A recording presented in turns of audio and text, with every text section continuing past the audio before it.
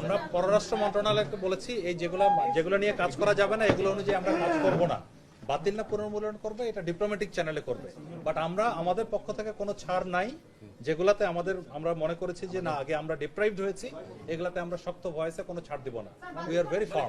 কি জায়গা ছাড় দিবেন না স্যার? পররাষ্ট্র মন্ত্রণালয় ছাড় দিবেন না কোন এবারে সীমান্তে হত্যা বলেন, 150 যেটা ফেন্সের কথা বলেন, 150 গজের কথা বলেন, তারপর রামগড় আইসিপি, এটা তো পররাষ্ট্র। আমি এই 17 তারিখে যাওয়ার আগে আমরা বিজিবিতে সদর দপ্তরে আপনাদেরকে নিয়ে আলাদা সববার যেটা করি, যাওয়ার আগে এটা করবো ডেলিভারেটলি, তখন আরো স্পেসিফিক ইনফরমেশন পাবেন এবং ফিরে এসে কি হলো ওইটারও একটা প্রেস ব্রিফিং করবো।